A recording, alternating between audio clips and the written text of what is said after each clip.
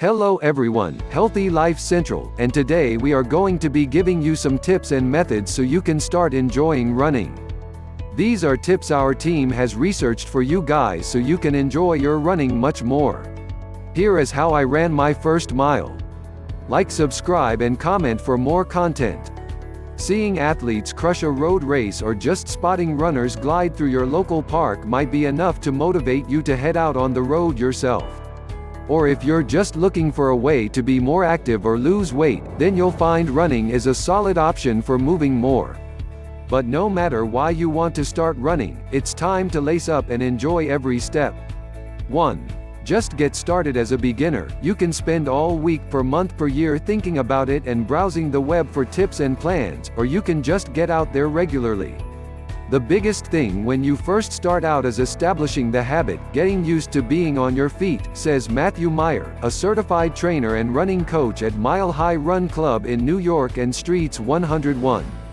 Forget about hitting a certain pace, turn that watch around, ditch the idea of reaching a certain distance, and instead, just set a time goal.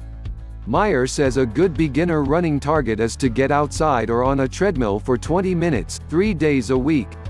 Eventually, aim to build up to 4 days, and then you can bump 20 minutes to 25 and so on. Once it's a habit, exercise feels easier and doesn't take as much willpower when you don't feel like it, says Charles Duhigg, author of The Power of Habit. Make a plan. Duhigg says every habit is made up of a group of cues: time, place, music, other people, a reward, chocolate, massage, smoothie, and a routine, the workout. Write down your cues and rewards and post your plan somewhere you can see it. Keep it regular, run at the same time of day and listen to the same pre-workout music. The cues have to be consistent, says Duhigg. You're creating neural pathways that make the activity a habit. Reward yourself, treat yourself to something you enjoy straight after your exercise, so your brain associates exercise with an immediate reward. You have to teach the brain through experience, says Duhigg. Build a support system, equip your routine with things that will make you feel good, says Duhigg. Run with friends or go to a park run, and track your miles so you can see your progress. 2. Embrace the run-walk method. It's here, in the beginning, when many new runners stumble. You think, today, I'm going to start running, and out the door, you go with the best of intentions, but maybe not the best preparation. 4 minutes later, everything hurts, and you feel like you are dying. Don't despair. Whether you're fresh off the couch or coming from another sport, running takes time to break into. Every able-bodied person can be a runner, says Gordon Bakulis, a running coach based in New York City. Just start slowly and build up gradually. Most coaches agree that the best way to become a runner is with a run-walk program.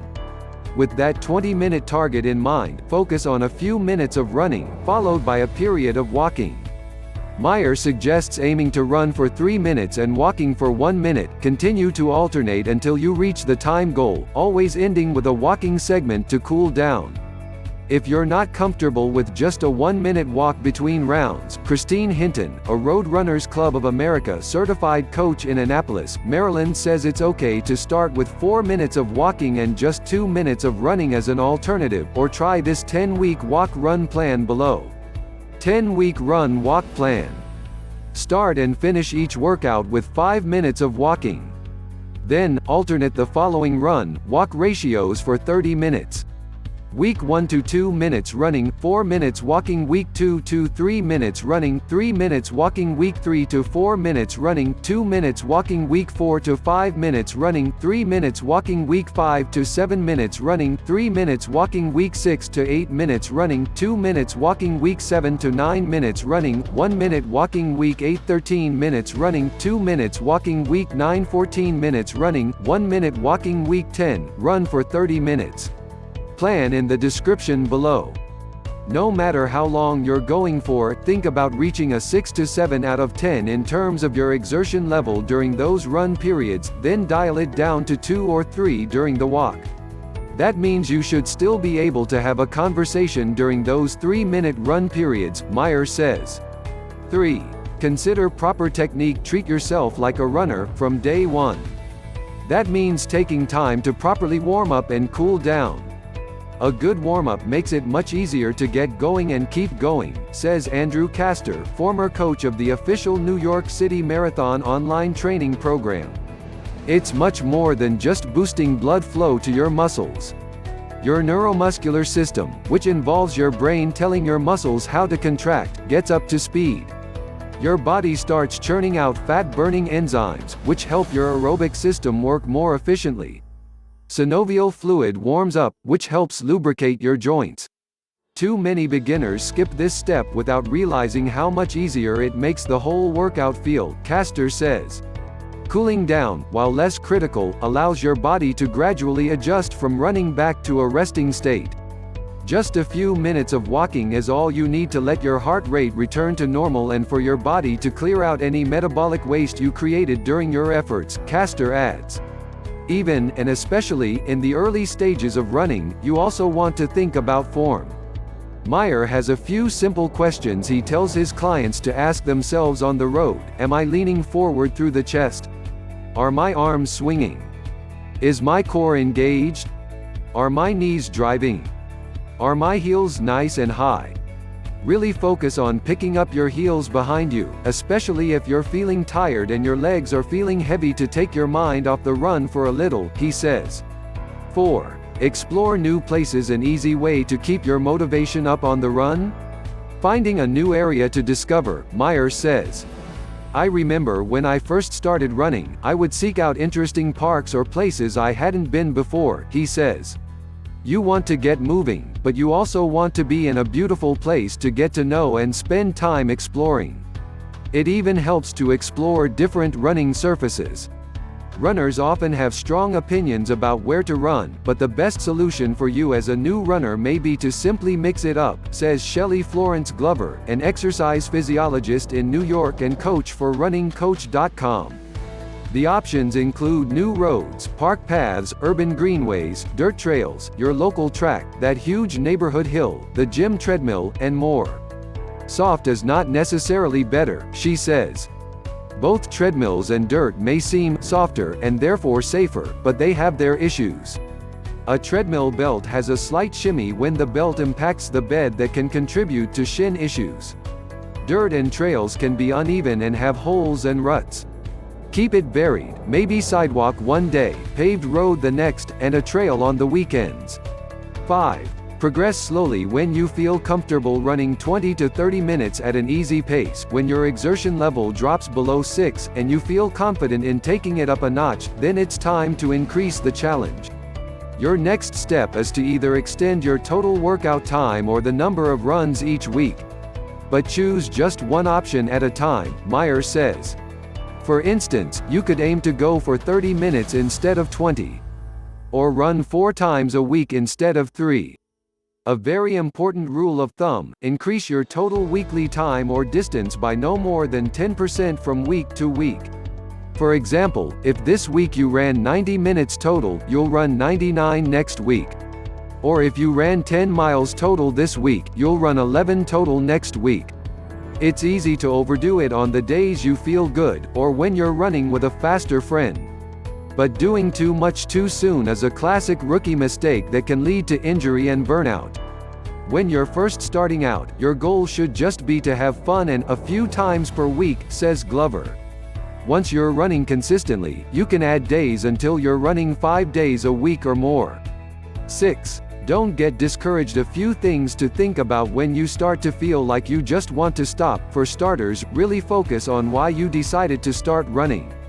Whenever I'm in the middle of a really hard workout, I remember, you chose this, and you really love this, says Meyer. Even when it gets hard, there's a reason you got out in the first place. Before you start your next run, Meyer recommends deciding what you want to get out of it to keep your focus.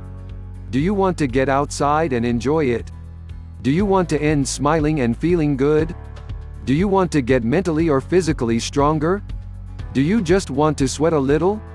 Whatever it is, point it out and use it as your motivation to just keep going. Also, don't dwell on one bad run, because everyone has them. Yes, even the pros.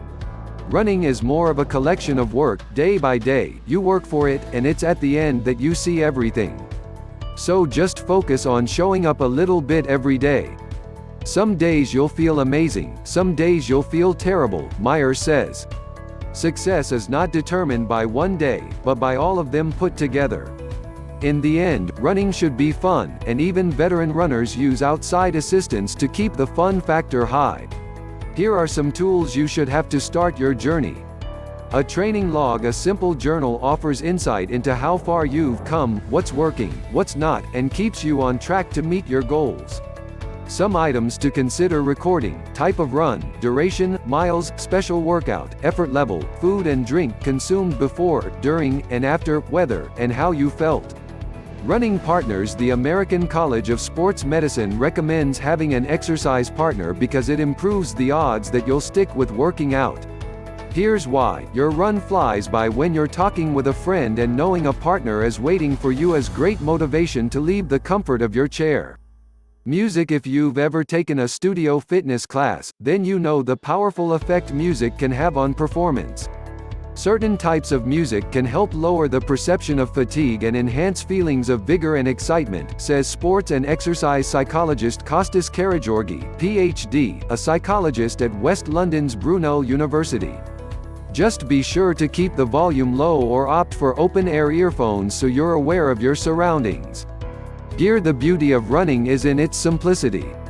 All you really need is a good pair of shoes. Go to a specialty running store where trained professionals will evaluate your feet, watch you run, recommend the right shoes, and then let you go out for a test drive. You'll leave with a comfortable pair of shoes that will have you running pain and injury-free. Finally, always remember that you're a runner, no matter how much time you put in and whether you walk or not. All you have to do is show up, put one foot in front of the other, and you're a runner, Meyer says. Don't forget it. That's our video for today. Hopefully, this helped you enjoy your running a bit better, and remember to like, subscribe and turn on post notifications for future uploads. Stay healthy.